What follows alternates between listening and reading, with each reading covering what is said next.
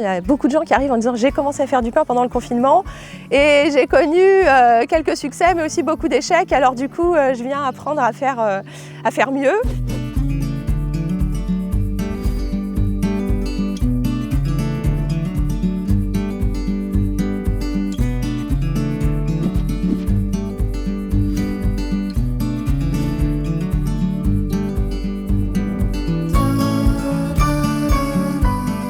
La Grange au savoir-faire, c'est un lieu de rencontre entre des artisans et des amateurs de faits maison. Apprendre à faire son pain, apprendre à faire sa charcuterie, apprendre à faire sa bière, apprendre à faire ses pâtes fraîches, apprendre à faire ses conserves.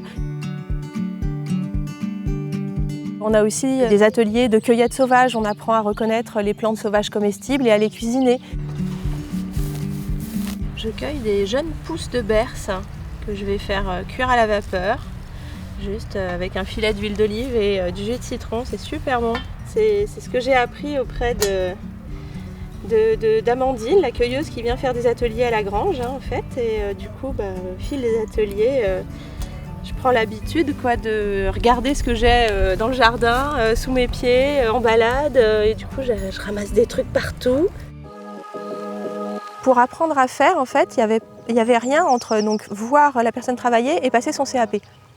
Et quelqu'un qui veut rester amateur, qui veut juste progresser dans sa pratique personnelle, et finalement il n'y avait pas grand-chose. Et c'est de là qu'est venue l'idée en fait de la Grange et qu'on s'est dit en fait il faut qu'on crée ce lieu de rencontre où les gens pourront quand même gagner en compétences et surtout, ce qui est important pour nous, c'est que quand les gens repartent de la Grange, ils se sentent capables de refaire quoi.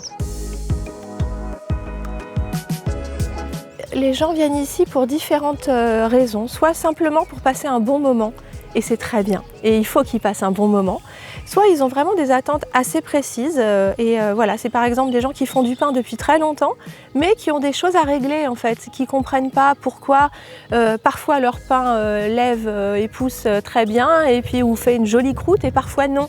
Donc ça s'adresse vraiment à tout le monde et les groupes sont parfois de niveau disparate mais ça se passe toujours très très bien. C'est maximum 10 personnes autour d'un artisan parce qu'on veut vraiment privilégier l'échange et les interactions. Parfois ça se passe tellement bien qu'ils ne se connaissaient pas le matin mais le soir ils se donnent rendez-vous pour un autre atelier où ils vont tous se retrouver. Et on a des groupes qui reviennent ensemble alors qu'ils ne se connaissaient pas avant quoi. Donc des chambres qui sont destinées uniquement à nos stagiaires. Le but, c'est que les stagiaires puissent prolonger le séjour et rester un petit peu plus longtemps.